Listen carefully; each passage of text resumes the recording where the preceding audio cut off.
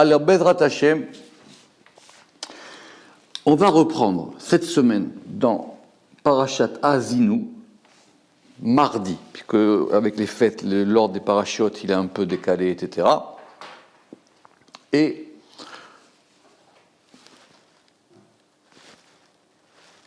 parce que l'ordre des fêtes, il est un peu décalé. Donc, on est sur Azinu mardi. Et dans Azinu mardi, on avait commencé depuis Azinu lundi dans le découpage, tout un Zohar. D'ailleurs, c'est la grande référence du Zohar sur la notion du Amen. D'accord ? Cette notion du Amen. Et on avait parlé la semaine dernière, c'est-à-dire sur Azinu lundi, de l'importance de ce Amen. Et le Zohar, il avait ramené plusieurs kavanotes sur le Amen, que c'était une prière qui ramenait, qui allait à la source des bénédictions et qui... en fin de compte, c'est une prière qui couronne. C'est une prière qui va donner une couronne à la chose.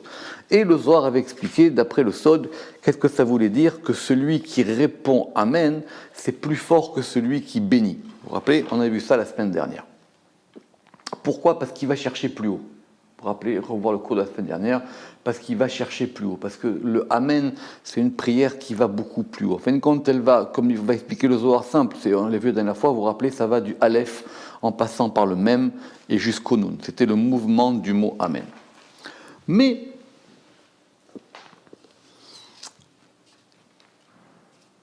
alors le Zohar va un peu s'énerver. Tana, on a enseigné. Kolman deshama beracha me'aoud imvarech. Tout celui qui entend une bénédiction de celui qui bénit. Vela itkaven be'amen, et ne se dirige pas dans le Amen. Ça veut dire qu'il va répondre Amen, mais son Amen, il ne va pas le diriger comme il faut. D'ailleurs, c'est que même d'après la halakha, il y a des règles sur le Amen. Il ne faut pas que le Amen il soit dit avant la fin de la bénédiction. Ça s'appelle le Amen orphelin. Il ne faut pas que le Amen il coupe la dernière lettre, ni coupe la première lettre. Ça, c'est dans la ça s'appelle, c'est le Amen Khatoufa, le Amen Yetouma, et c'est couper le Amen. Parce qu'il faut lui donner tout son... il faut l'allonger, ce Amen. Ok. Alénéma, il est dit à son propos, le même verset qui avait été cité la dernière fois, ou vosai yekalou, et ceux qui me dénigrent seront maudits.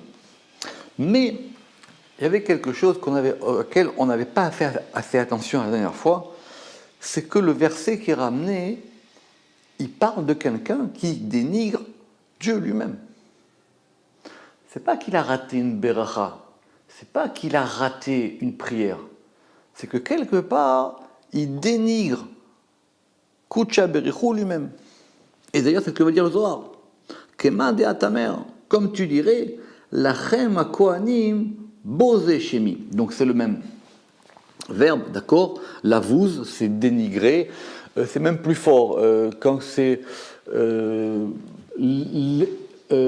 en hébreu moderne, oui, levazvez, c'est humilier, c'est dénigrer, c'est délaisser, d'accord ? Quand on dit par exemple bizbouzman, ça veut dire c'est vraiment du temps gâché, quoi. Voilà, c'est ça gâcher la chose. Et donc, Kama de Atamer, Lachem HaKohanim Bose Shemi, pour vous, les Kohen, qui dénigrez mon nom. Comme si, et ça c'est important, comme si cette notion de Amen, quelque part, c'était un nom divin. Comme si, quelque part, celui qui ne faisait pas attention à ce Amen, c'était un problème qu'il avait avec Dieu lui-même. C'est ça qui ressort des psukim. Vous dénigrez mon nom, Bosé Shemi, ou Bosai, et ceux qui me dénigrent. Alors, restez tranquille, parce que, attention, le Zohar va s'énerver. Mai Onche, quelle est sa punition ? Donc, il a fait quelque chose qui n'est pas bien. Première réponse, Kema de la patah birchan le'ela, puisqu'il n'a pas ouvert de bénédiction en haut, puisque le Amen, vous vous rappelez, c'est il y a celui qui bénit et celui qui répond à la bénédiction. Celui qui bénit, on va l'appeler le Mevarer. Et celui qui répond Amen. Mais celui qui répond Amen, il va ouvrir un influx. Donc on avait dit la dernière fois une vanne, mais il va ouvrir un influx pour que cette Beracha se réalise. Donc, Kema, enfin, de même, c'est pas puisque, peut-être, de même, c'est pas puisque, de même, qu'il n'a pas ouvert de bénédiction en haut, car, ainsi, donc si c'est de même, c'est ainsi, c'est pas alors, ainsi, la patrine l'est, on ne lui ouvre pas. Donc lui, il y avait une beracha, il appartenait qu'à lui d'ouvrir l'influx de cette beracha. Alors tu sais quoi? T'as pas ouvert une porte, pour toi, on n'ouvrira pas les portes.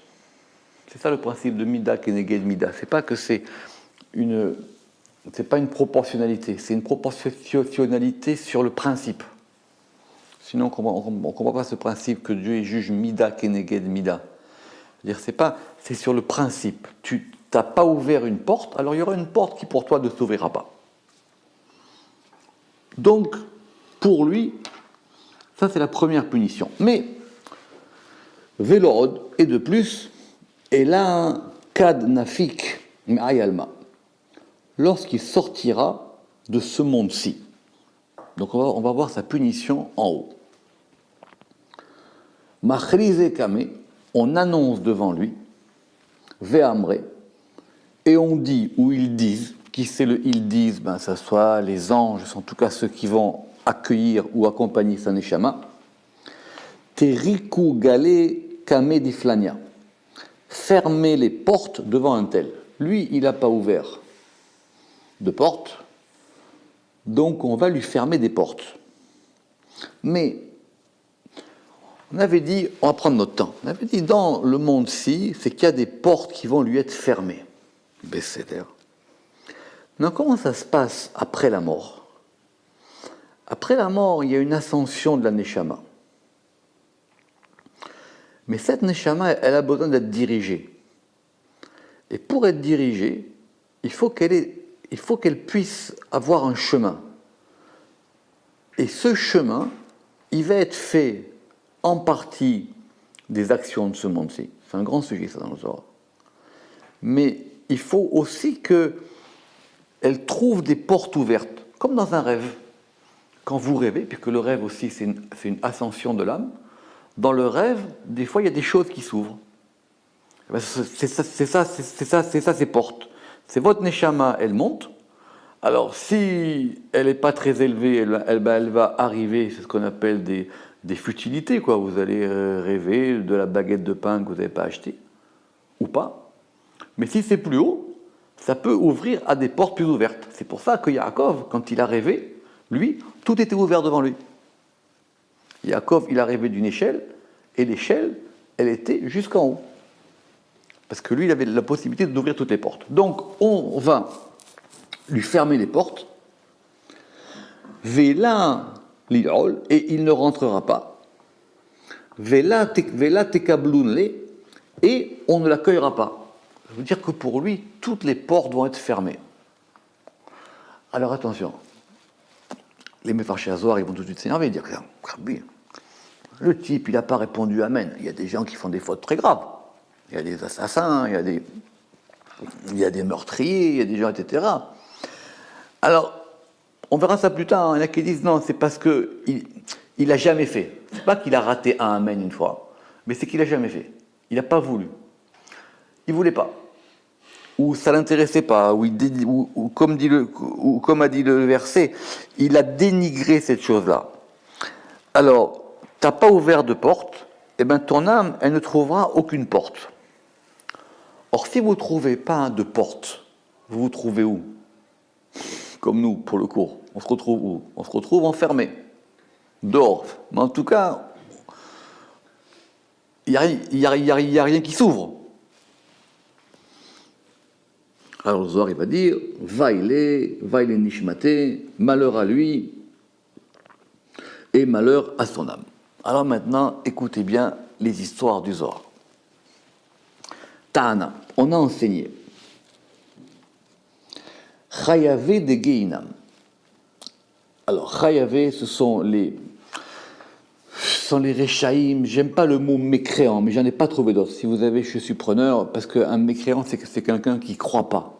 Or, un rachat, c'est pas un problème de croyance. Un rachat, c'est quelqu'un qui a fait des fautes. C'est pas qu'il croit pas. La croyance, c'est pas élément. Alors, bon, il y a des traductions qui disent que les Réchaïm sont les criminels, mais criminels, c'est un peu fort en français. Mais en tout cas, il y a une histoire connue que il y a une punition qui s'appelle le Gehinam. Le Gehinam, il y a une Gemara claire qui dit oui. Oui, mais pécheur, c'est les fautes, etc. Mais un rachat, c'est plus qu'un pécheur. Oui, vraiment, c'est un pécheur avéré, quoi. C'est un pécheur avéré. Donc, qu'il y a quelque chose qui s'appelle le Gehinam. Très bien.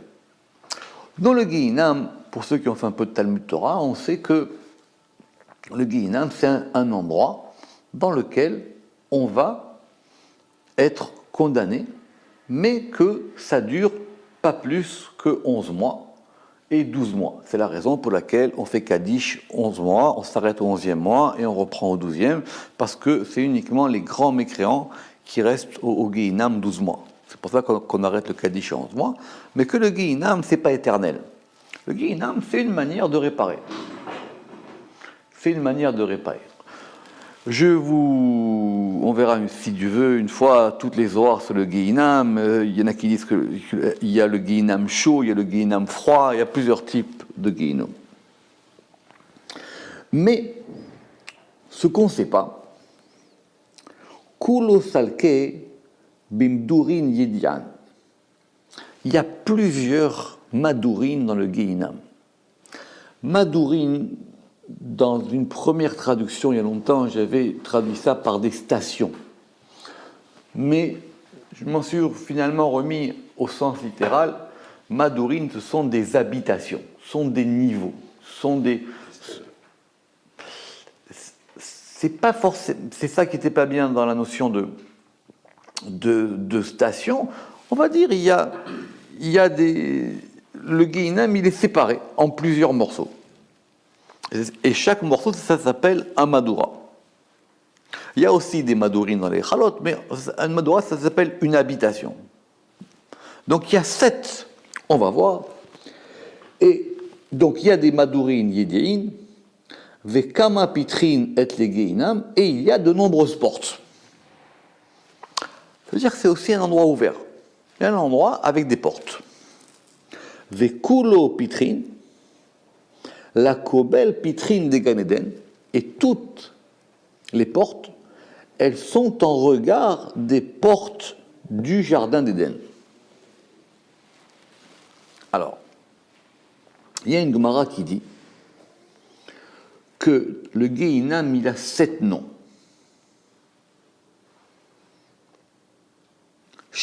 On va voir ces noms-là: Sheol, Avadon, Be'er Shachat, Boubourbeuse, Tsalmavet, Eretz Tartit. Il y a 7 noms.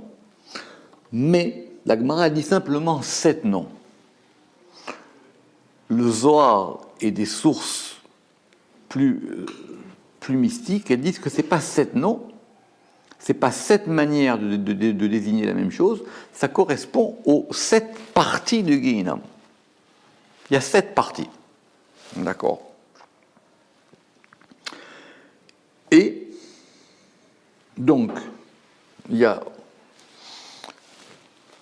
on pourra même dire plus tard avec le Harizal qu'elles sont les unes au-dessus des autres. C'est comme si c'était des étages. Il y a 7 étages dans le Gehinam. Mais ces étages, c'est ça qui est intéressant ici, il y a des portes. Ça veut dire qu'on peut y rentrer comme on peut en sortir. Donc c'est pas fermé.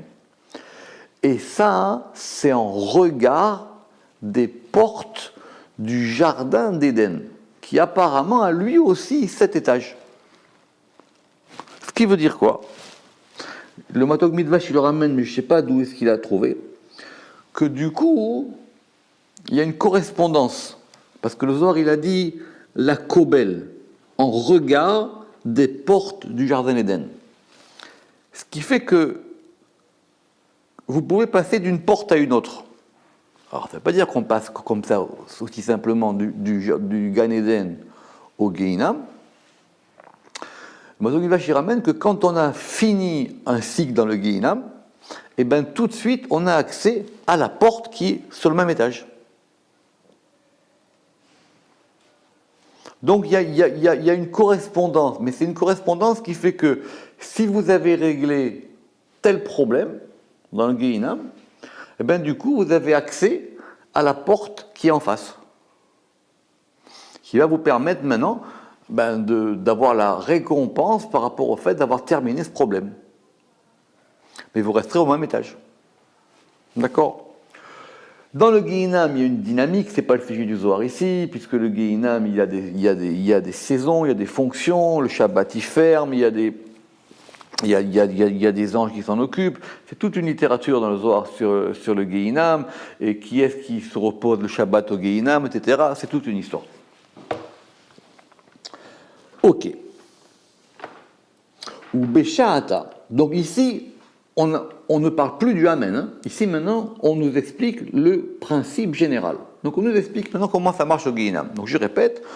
Donc, s'il y a des gens qui doivent aller au Gehinam, et il y a des portes, et ces portes, elles sont en regard des portes du Gan Eden. Besséder. Et maintenant, ou Besha'ata de Afike le Inun Chayave de Kabilou Anshayu, et à l'heure où on fait sortir ces mécréants qui ont reçu leur punition, c'est-à-dire une fois qu'ils ont terminé avec leur cycle dans le Gehinam, Inun Patre Ptichin, ils ouvrent les portes, Veshavin Lun les bas, et ils les placent vers l'extérieur. C'est-à-dire la porte, elle s'ouvre, et la personne, ou la Neshama, elle va se retrouver à l'extérieur de cette porte du Gehinam. Vekulu pitrin bishma'an ikrun, et toutes les portes, elles s'appellent par un nom. La koblehun des pitrines des Gan Eden, en regard des portes du jardin d'Éden. Question annexe, s'il y a 7 étages, combien il y a de portes ? Réponse, c'est compliqué. Il y a plusieurs portes à chaque étage. C'est pas aussi simple que ça. Il y a un midrash qui dit qu'il y a un grand nombre de portes. On n'est pas infini, mais en tout cas, il y a un grand nombre de portes. Vechol pitra ou pitra, et chaque porte est appelée des ikre shema, est appelée par un nom, la koble a ou pitra de Gehinam, en regard de cette porte du Gehinam. Donc les portes, elles ont des noms, et ces noms, ils sont connus des Zohar. Connus, ça veut dire quoi ? Mais en tout cas, apparemment, les noms des portes, ils sont en regard des noms des portes du jardin d'Éden qui est en face, porte par porte. Donc c'est comme des couloirs, quoi. Comme une porte qui donne sur une porte. Oui, général. Pas forcément, puisque si on dit que c'est des étages, enfin si on peut se le figurer géographiquement, ça n'a pas de sens, mais en tout cas si on peut se le figurer, on dit que ce sont des étages, et chaque porte, elle ouvre sur une porte. Et quand on a terminé de ça, on passe par une autre porte. C'est simple, c'est-à-dire que quand on a réglé un problème, vous ouvrez une porte. Et bien cette porte, elle ne peut pas vous faire déboucher sur autre chose que sur le problème résolu. Elle ne peut pas vous amener à un autre problème ni à une autre solution. Mais il y a autant de portes que... Et les kobleun pitrin, et les portes sont connues en regard des portes. C'est marqué dans la note 7, la porte de la punition du Gehinam est en regard de la porte de la récompense correspondante au jardin d'Éden. Inun pitrin des Gan Eden, c'est porte du jardin d'Éden. Apparemment, le Zohar il veut insister sur le fait que le nom principal, c'est pas le nom de la porte du Gehinam, c'est le nom de la porte du Gan Eden. C'est ça le nom principal. c'est par rapport à ce nom-là que la porte du jardin d'Éden, du Guéhinam qui lui correspond, elle est nommée. Vous suivez, c'est bon? Ok. Là, on est dans le Midrash du Zohar. Mais alors là, Guéhinam, It Madura Batra Mikuleu. Je vous rappelle que d'après la Gemara, on a simplement appris qu'il y avait 7 noms. Le Zohar, il nous dit que ces 7 noms, ça correspond à 7 stations. Enfin, le Zohar ne le dit pas, on verra que c'est le Harizal qui va l'expliquer. D'accord? Alors, maintenant, It Madura Batra, il y a la dernière habitation. Donc si on dit la dernière, c'est qu'il y a une première. C'est pour ça qu'on va pouvoir peut-être les considérer par ordre chronologique, on va dire. Il y a la première, la deuxième, la troisième, la quatrième, la cinquième, la sixième et la septième. Et c'est la dernière. Ve'a'u Madura, Ave Madura al Madura. Et cette habitation est habitation sur habitation. Ça veut dire quoi? Elle est composée de 2. C'est une double. Et donc on reprend. La dernière habitation, c'est une habitation sur une habitation. Ve'ikre, et elle s'appelle Eretz Haifata. Et elle s'appelle une terre ténébreuse ou une terre obscure. Si vous mettez les feuilles côte à côte, vous allez voir que ça correspond à rien par rapport à la liste qu'a donnée la Gemara. D'accord? Très bien. Et elle s'appelle Eretz Haifata. Allez voir dans Job le verset. Ma'u Haifata. Ça veut dire quoi, ténébreuse? C'est quoi ce mot? Parce que c'est pas évident. Il y a le rocher, il y a le afel, mais il y a des mots en hébreu pour désigner l'obscurité, les ténèbres, la pénombre, mais ce mot-là, il n'est pas clair. Haifata. Alors, vous il dit, c'est quoi ce mot de ténébreuse? Kema de atamer, comme tu dirais. Et qu'est-ce qu'on va prendre? On va prendre un verset dans l'Exode qui parle de quoi? Qui parle du pectoral du Kohen Gadol. Et qu'est-ce qui a marqué là-bas? Raboua yiye kafoul. Carré, il sera double. Donc, il est carré et il est double. Bon. Et le Targum, ou Metargminan, donc le Targum en araméen de Onklos, il traduit le kafoul par aïf. Merouba yiye aïf. Donc Raboua, c'est le mot hébreu. Merouba, c'est la traduction araméenne. Yiye, c'est yiye. Et kafoul, c'est aïf. Ouf, achin, aïfata, kelomar, kefoula. Aïf, c'est proche de aïf, aïfata. Et donc, ça veut dire double.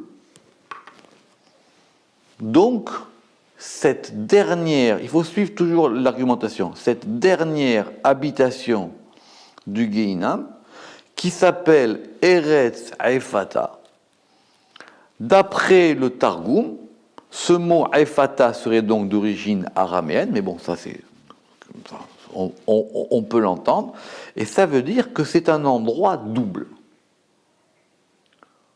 Et donc, ça veut dire quoi? Que c'est double, c'est que cette dernière habitation, elle est composée de 2. Rabbi Chaim Vital y ramène au nom, le Mikdash Meler, le Mikdash Meler y ramène au nom d'un écrit du Harizal, mais qui ne fait pas partie des écrits classiques du Harizal, qui s'appelle le Sefer HaKavanot, qui n'est pas le même que Shar HaKavanot. Bref, il ramène là-bas que du coup, donc c'est pas 7, c'est 8. Mais que la 7e, elle est double. C'est l'heure. Et il ramène là-bas que, tenez-vous bien, il ramène là-bas que s'il y en a 8, du coup, et qu'il y a 1 an au Guéhinam, on passe 1 mois et demi par endroit. Le compte est bon? Ça fait 12. D'accord ou pas? Ça fait 12. Personne n'a dit qu'il fallait faire tous les étages.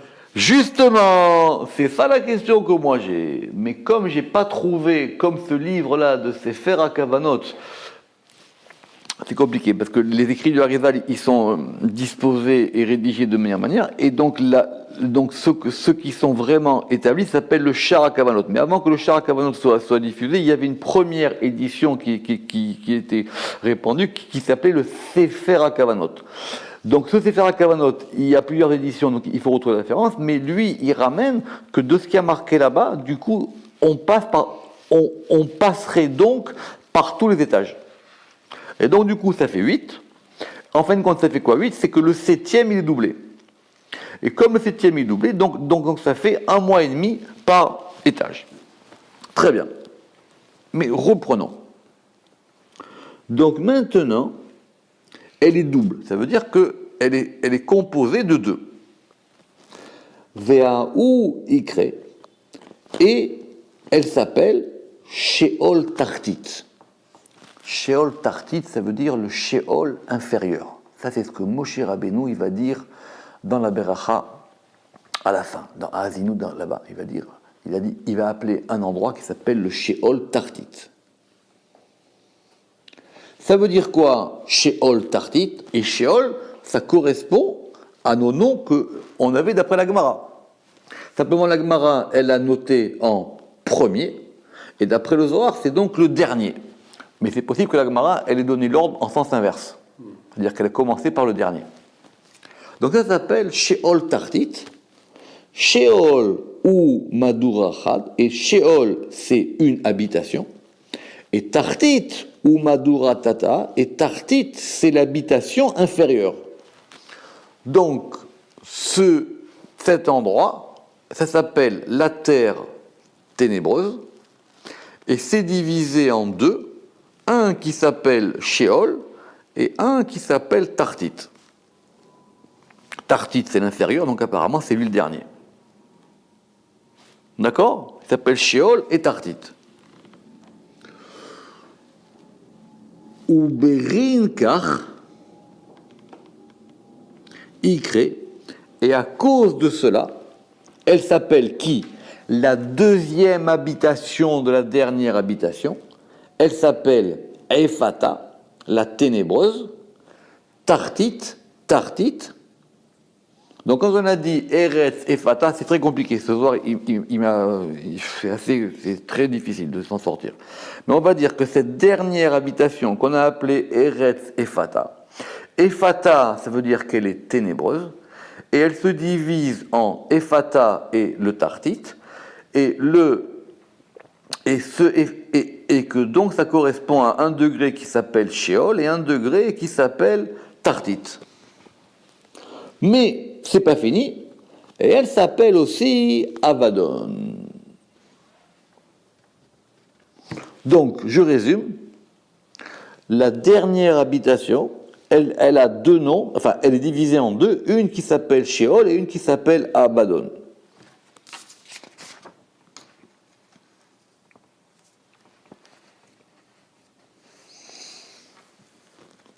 C'est ça.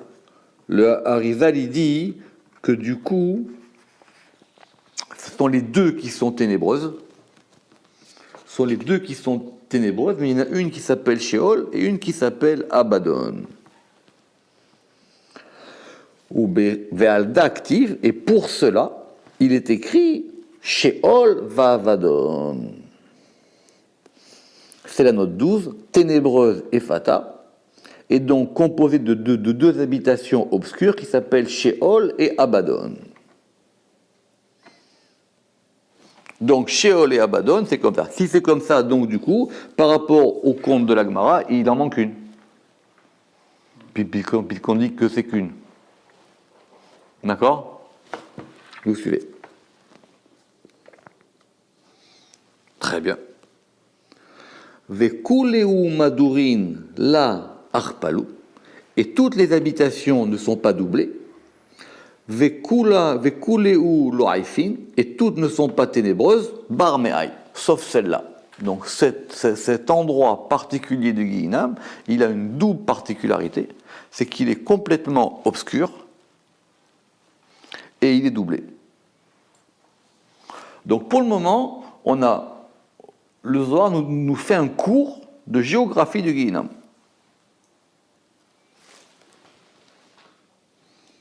D'accord?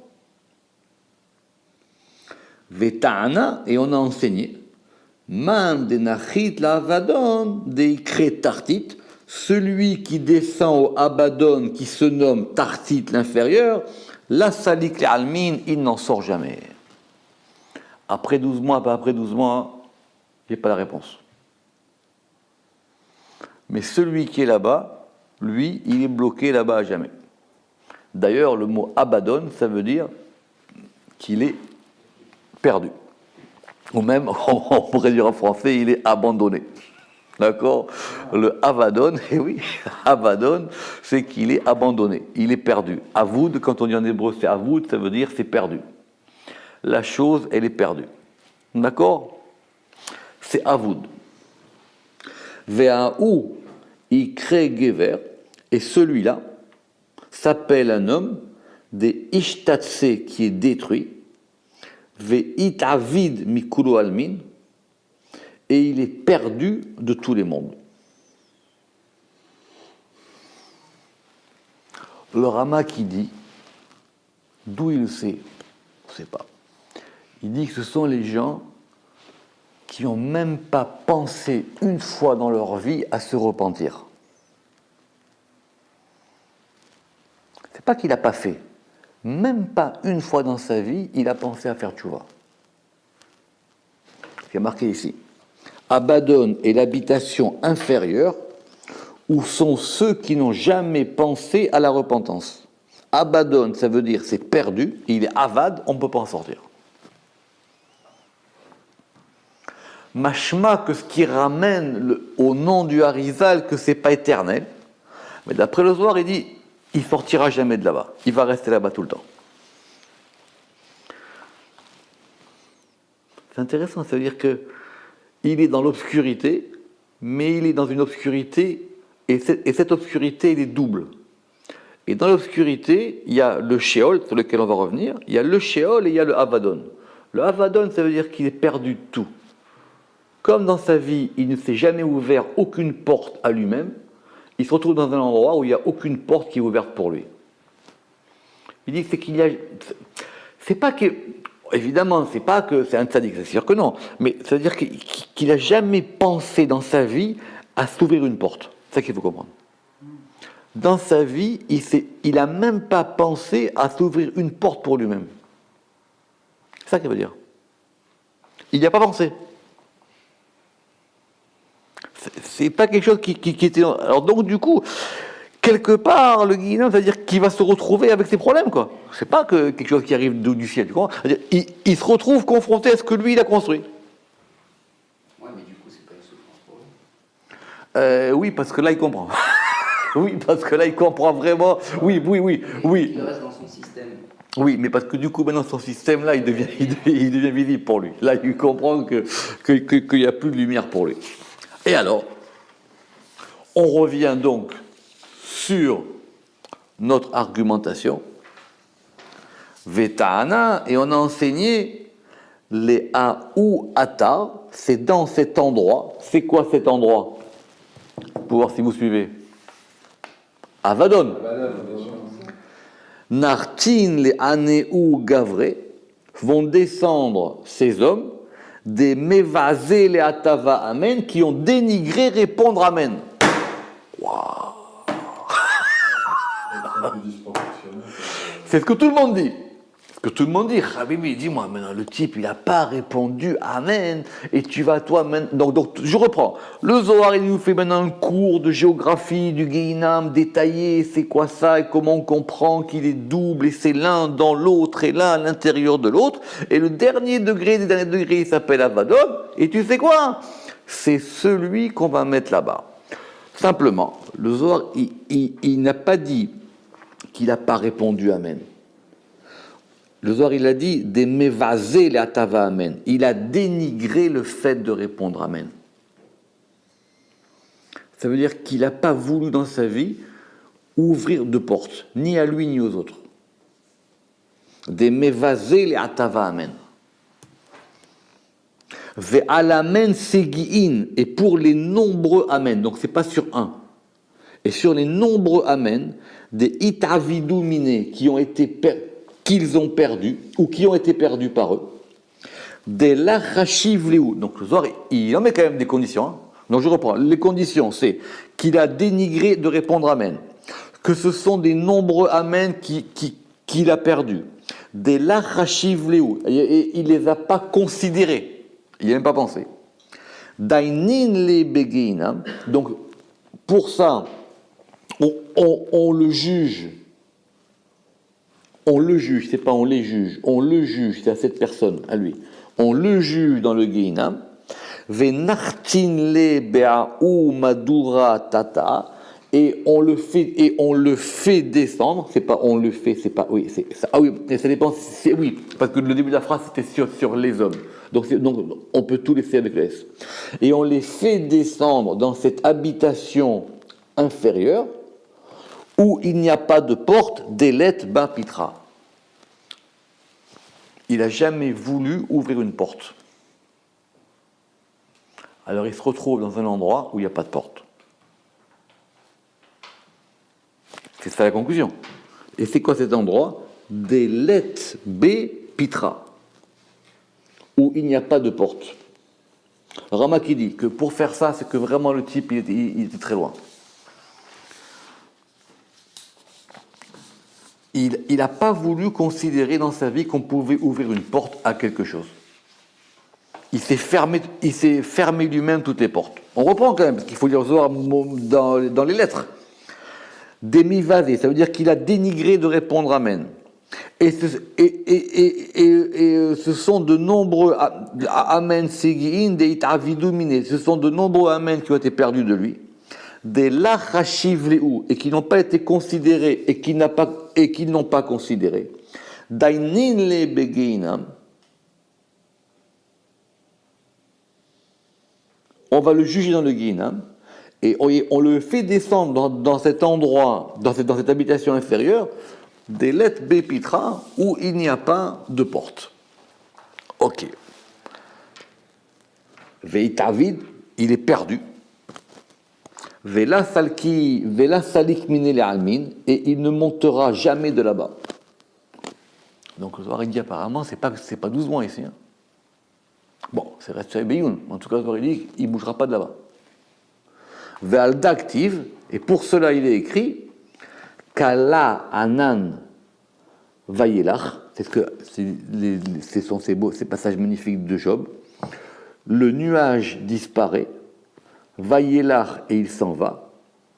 Ken yored sheod, ken yored sheol lo ya'ale, il descend au Sheol et ne remontera pas. Ce qu'il a voulu dire Job, il a dit si toi tu penses que c'est fini pour toi, alors c'est comme ça, c'est comme le nuage qui va faire partir les choses et l'affaire est terminée. Dans ce monde, il n'y a rien, c'est réglé. Ça va rester comme ça, pour comme ça. Il dit que ça veut dire quoi? Lisez la note 16, sur le pshat du verset, que Job, il ne croyait pas en la résurrection des morts. Il ne croyait pas qu'il y avait une chance. Il ne croyait pas qu'il y avait un espoir. Oui, c'est sur Job, c'est un verset de Job, ça, là-bas. C'est vraiment le désespoir. Oui, exactement. Ça veut dire qu'il croit en rien. C'est le néant. Oui, c'est tout à fait. Ben, comme c'est le néant, alors il se retrouve dans le Havadon. C'est le néant, le Havadon. Comme lui, il est dans le néant, alors il va se retrouver dans le néant. Mais le Zohar, il ne va pas laisser l'affaire comme ça. Il dit, mais non, Véla. C'est écrit où l'habitation inférieure. Véla. Ve'active mi beten sheol shivati shamati. L'aftarat Kippour. Shamata. L'aftarat de Kippour. Du ventre du Sheol. C'était quoi le ventre du Sheol? Lui, c'est qu'il était dans la baleine. D'accord? Vous vous rappelez ou pas? Shivati, je t'ai imploré et tu as entendu. Donc il y a une possibilité.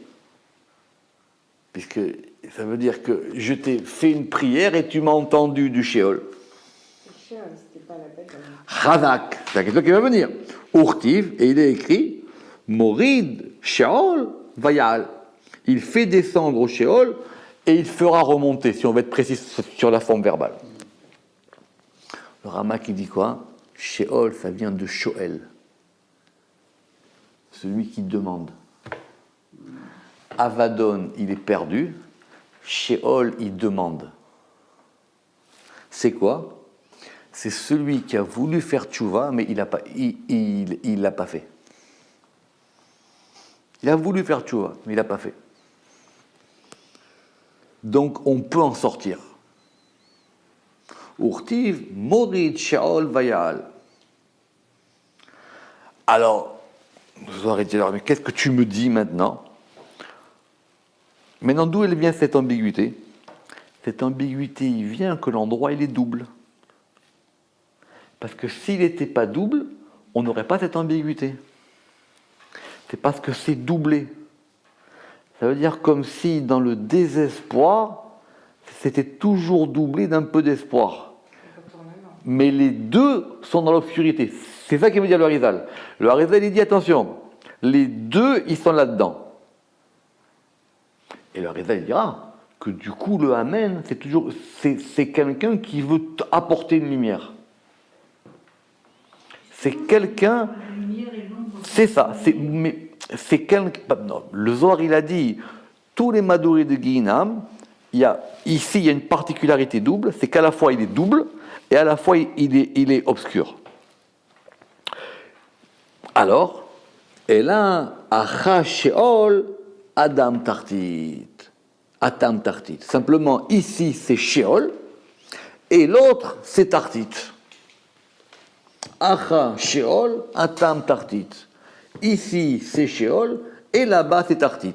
Donc, vous comprenez quoi? A priori, donc du Sheol, tu peux remonter, mais pas du Tartit. Et là, Acha Sheol, Atam Tartit.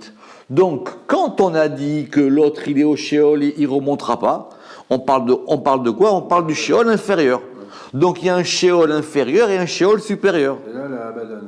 Et que le Sheol inférieur, il s'appellerait l'Abaddon. Si je ne vous dis pas le Katanaki, pour pouvoir comprendre cette histoire-là. D'accord? Donc maintenant, du coup, ça se appellerait comme ça. La fin du Zohar, elle est un peu mystérieuse, parce que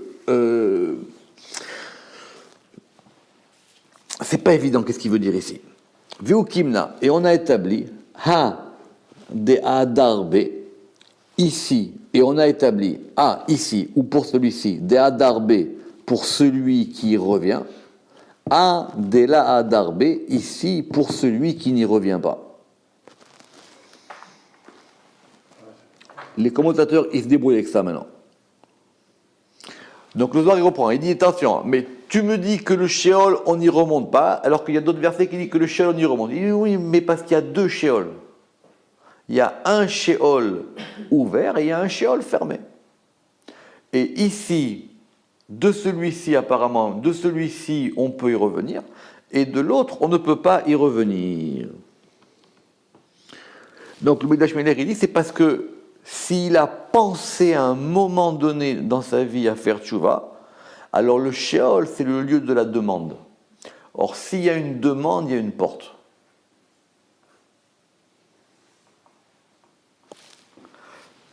Alors, il dit que par contre, et le Madog Midvash, il essaie de s'arranger avec ça, il dit que l'homme qui n'a pas pensé à se repentir dans ce monde-ci avant de mourir, il ne pourra pas remonter du Sheol inférieur. Pourquoi est-ce qu'il rajoute ça? Parce que si la demande elle est faite après, c'est plus la même. Évidemment qu'une fois qu'il est là-bas, il va vouloir en sortir. Mais il fallait penser avant. Maintenant, ton problème, c'est que tu demandes et qu'on ne t'ouvre pas. Alors que dans ta vie, tu pouvais ouvrir et tu ne l'as pas fait. Et de ton vivant. Tu as voulu demander et tu ne l'as pas fait. En tout cas, que tout ça par le mérite du Amen. Baruch Adonai Leolam. Amen ve Amen.